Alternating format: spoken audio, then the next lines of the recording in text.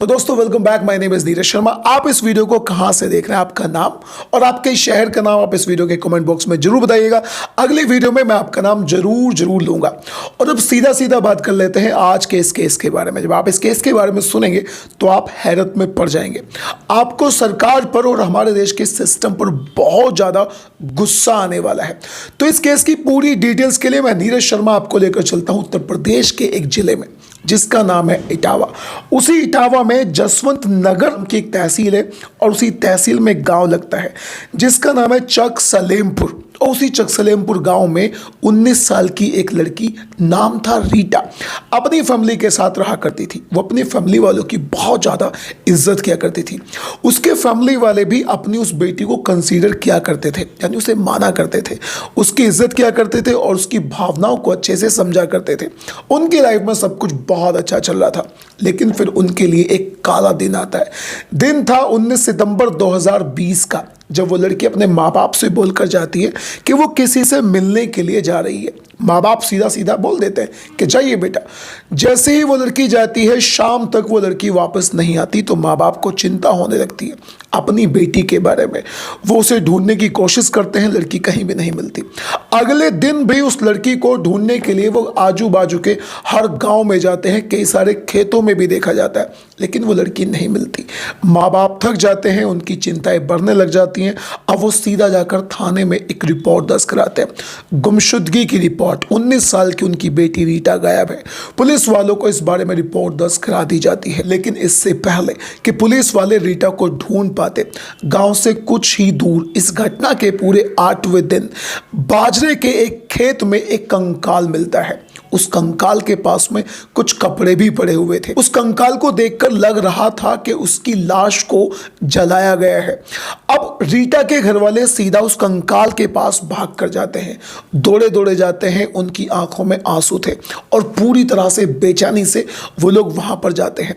जाकर देखते हैं तो घर से रीटा जिन कपड़ों को पहनकर निकली थी, बाजू में वही कपड़े पड़े हुए थे। जिन चप्पलों को पहनकर निकली थी, बाजू में सेम टू सेम वही चप्पलें पड़ी हुई थी। लेकिन उसकी शक्ल को देखकर, उसके शरीर को देखकर बिल्कुल भी ये पहचान नहीं हो रही थी कि वो रीटा है। लेकिन फिर भी घर वालों ने उस डेड बॉडी की कंडीशन को देखकर पहचान लिया कि ये उनकी बेटी रीटा ही है।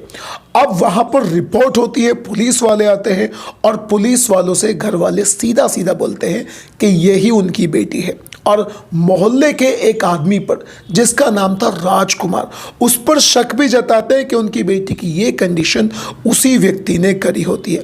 लेकिन अब आप यहाँ पर पुलिस वालों का रोल देखिएगा। घर वालों ने लाश को पूरी तरह से पहचान लिया कि ये उन्हीं की बेटी की लाश है, लेकिन घर वालों ने इस लाश को पहचानने से इनकार कर दिया।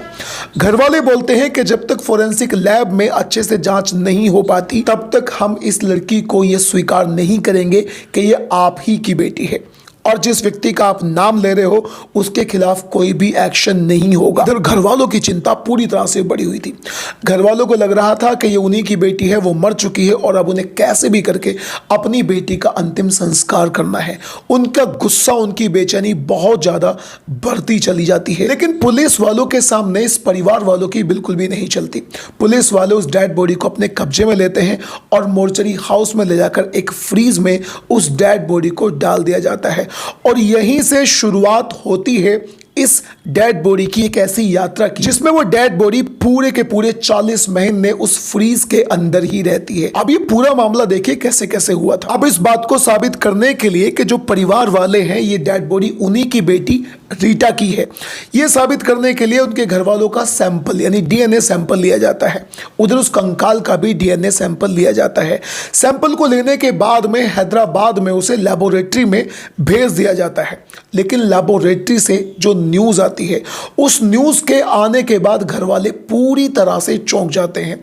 उनकी समझ में नहीं आ रहा था कि एग्जैक्टली क्या हो रहा है।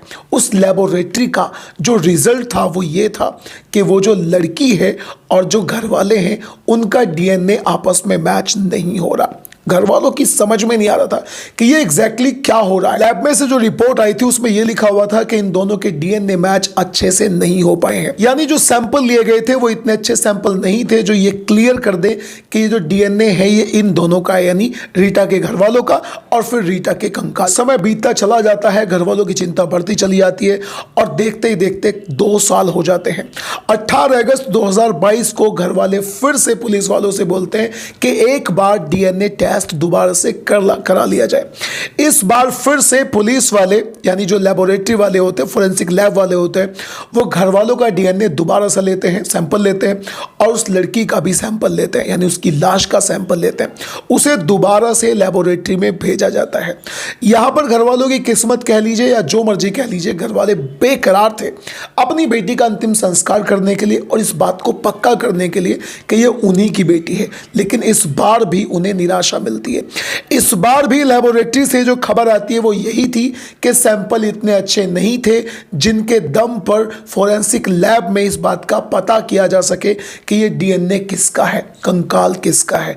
अब घर वाले पूरी तरह से निराश हो चुके थे।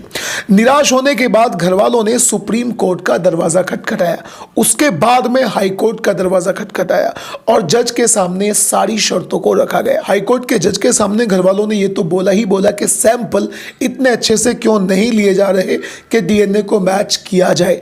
घर वालों ने यह भी बताया कि आप इस केस को दोबारा से यानी एक बार फिर से तीसरी बार अगर डीएनए टेस्ट करा लिया जाएगा तो उसमें जो भी खर्चा होगा उस खर्चे को हम देने के लिए तैयार है। लेकिन जज इस केस में बहुत ज्यादा हैरत जताते हुए एक बात बोलते हैं।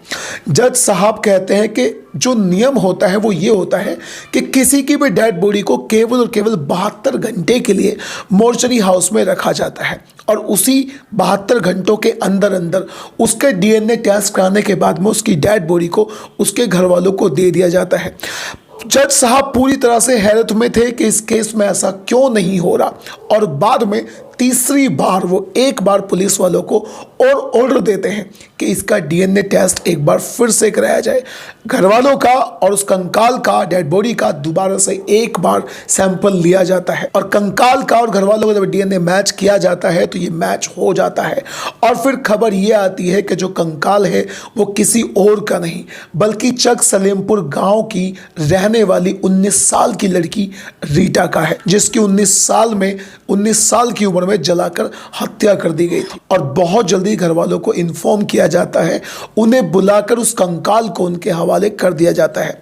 अब घर वाले कहीं ना कहीं खुश भी थे, उनकी आंखों में खुशी के आंसू थे। उनकी बेटी तो जा चुकी थी, लेकिन वो बेटी जिसकी डेथ अब से 3 साल पहले यानी पूरे 40 महीने पहले हो चुकी थी, उसकी लाश को या यूं कह लीजिए कि उसके कंकाल को दफनाने का काम अब वो पूरे 40 महीने बाद कर रहे थे। उनकी आंखों में आंसू थे दोनों तरह के और वो खुश भी थे क्योंकि इवेंचुअली फाइनली उन्हें उनकी बेटी का अंतिम संस्कार करने का मौका मिल गया था।